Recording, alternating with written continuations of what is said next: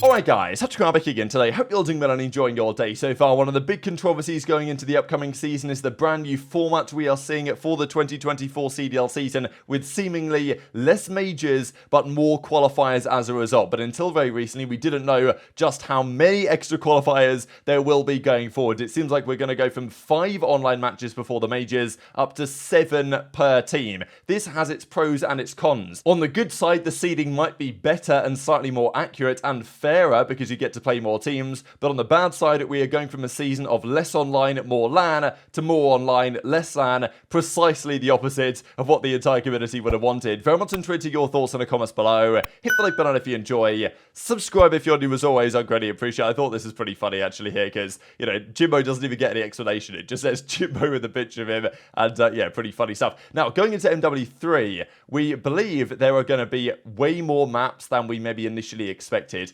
All of the old school MWIII maps are returning. Those are the launch maps. They've also confirmed there will be, I think, 12 additional maps, hopefully many of which will be brand new, coming to the game over time, some of which might well be Modern Warfare 3 from 2011, throwback maps they'll bring in, which very much also could be viable for competitive. The other question is, though, what about MWIII maps? And this is the funny thing about the fact that MWIII, this year's game, was, I think, initially meant to be year 2 of MWIII, and they might not have even charged for it. Okay, I don't know what the initial plan was, but at some point they changed their mind. They decided, all right, we're not actually going to do a 2-year game, but the games are very similar, and there was meant to be a lot of crossover, which there is. A lot of the weapons are going to be in the new game from last year's game, you know, the TAC, the Vaznev. Okay, they probably won't be meta. The meta will likely change. I mean, we've seen the Striker, we've seen what is effectively the ACR be the dominant weapons in the beta, but it could be the same thing as the, well, with the maps as well, because rumor has it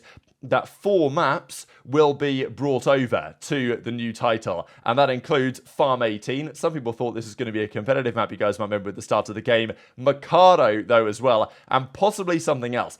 And these don't count, which is obviously good because they're literally the same map, towards the additional over 12 6v6 maps planned in the live seasons. So there's going to be a lot of maps in this game. That's how it seems. 16 old school MWIII maps returning for the new title, which are the launch maps. 12, maybe even more than 12, additional 6v6 maps planned throughout the season, and bringing in some MWIII maps. So by the end of the year, there's going to be like 30 maps in this game, according to what they say. And surely 30 maps, we should be able to get 5 that are somehow good for competitive. Of course, we're not going to have 30, though, at the start of the season. The question, I guess, is, if things go really badly in terms of how well these MWIII maps play, the old school MWIII maps, God, it's confusing, isn't it? I'm talking about MWIII 2009 and then MWIII last year. God, what is this name and stuff they've come up with? It's absolute shambles, really. But still, the point being that if the maps that we get in this new game at release actually suck for hardpoint and for control or for CTF or whatever, let's say the spawns are broken,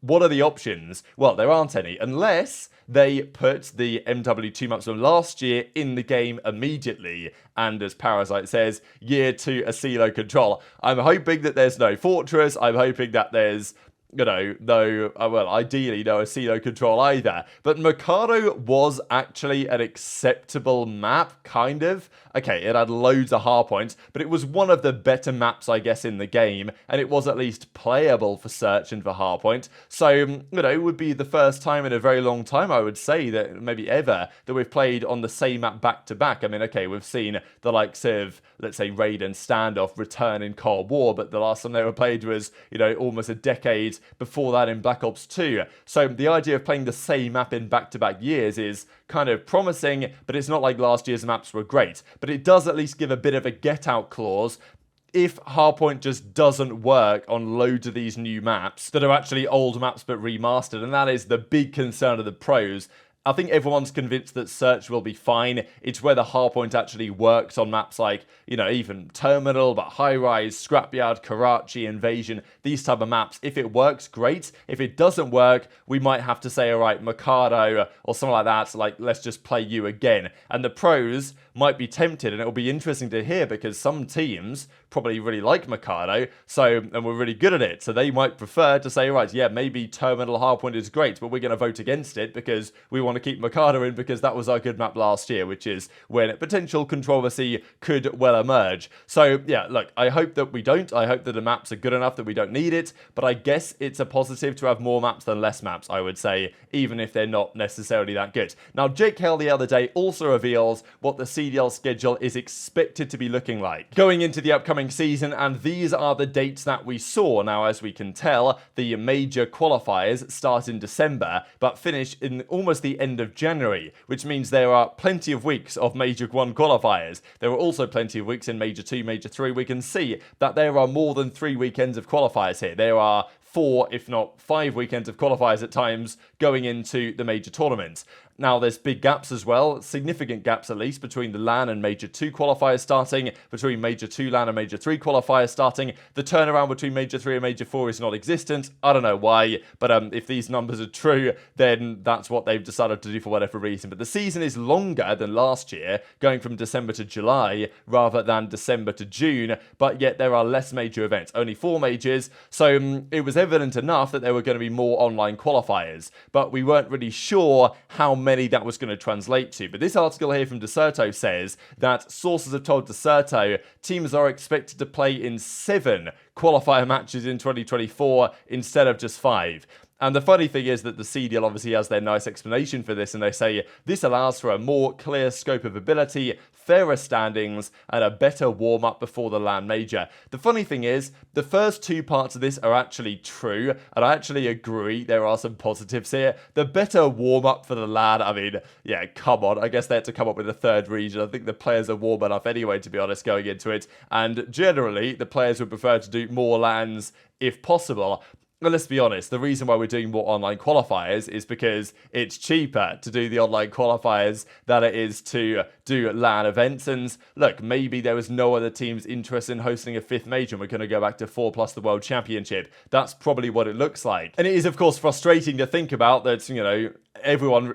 And it is frustrating, of course, to think about that one of the big complaints over the last few years has been, you know, we want more LAN, more majors, less online play if possible, and we effectively are getting the opposite. But, like, it does have its positives here, having more online qualifiers. I don't really know whether I like this or not, because on the one hand, I think it's going to take forever. Is anyone going to care by the 4th weekend of online qualifiers?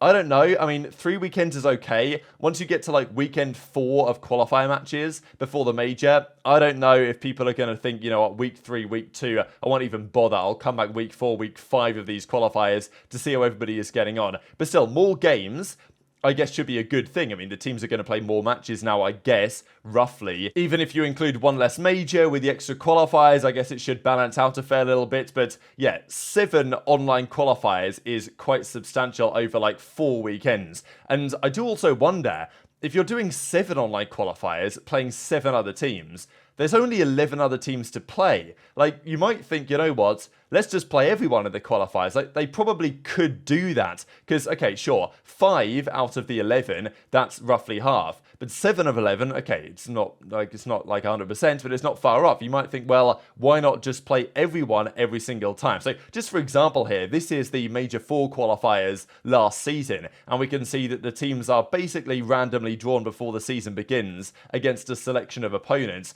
It's always tricky when there's only 5, just because, like last season, for example, you looked at Vegas. They went 4-1 this stage, actually. It was kind of remarkable. They beat Boston, they beat Florida, they beat Gorillas, and they beat Toronto. But, like, you look at that run and you think, actually, that's pretty good. But the problem is that maybe at some point of the season, at the start of the year, that might look like a good selection. By the time you get to Major 4, those teams might be godlike. You never know. And even though on paper, the randomized matchups here that the teams play over the course of the season should even out, they never actually actually do. And some teams always get a preferential situation by playing better teams. Now, of course, if every team played all 11 other teams every qualifier stage before the major, that would reduce that problem entirely, because everybody's playing everybody else, and therefore you get a good understanding of how good everybody is. Now, does everyone really want to play every other team once every major cycle? Because the standings are probably just going to look like, you know, the power rankings, and okay, maybe 5 matches is fine,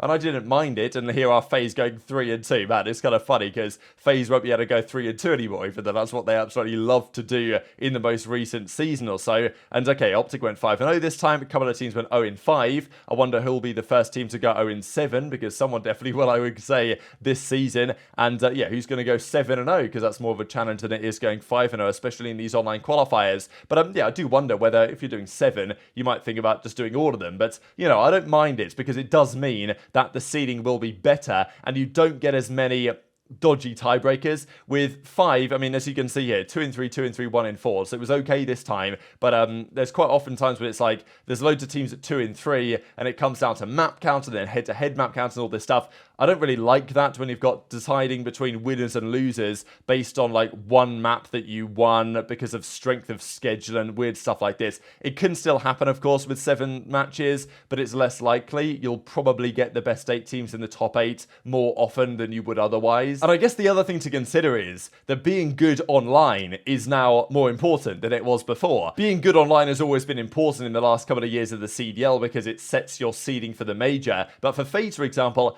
they could be happy enough going 3-2 and just qualifying for the winners brackets. But if you are terrible online and you're consistently getting bodies and you're playing 7 matches, if you're going like 2-5 and maybe even 3-4 consistently enough in the qualifiers, you're going to start in a lot of losers brackets, and your chances of winning the events are basically null and void. And this is why I'm deeply concerned about a team like the Seattle Surge if they are moving to Vancouver, because that internet situation is probably going to be kind of rough. And you're now playing 7 qualifier games, not 5. Like, it's now more important. And also, there's going to be points on the line for all of these games. Hopefully not 10 points. The rumor is that they are going to make it so that LAN means more than online now, and maybe that's going to be half to 5 points. I don't know. So, in terms of points, online might mean less. But in terms of qualification and seeding and everything like that, and ensuring you don't start in losers, online maybe even means more. Now, we've got extra matches going forward. So players that are good online, teams that are good online, and of course OpTic historically have been very good online,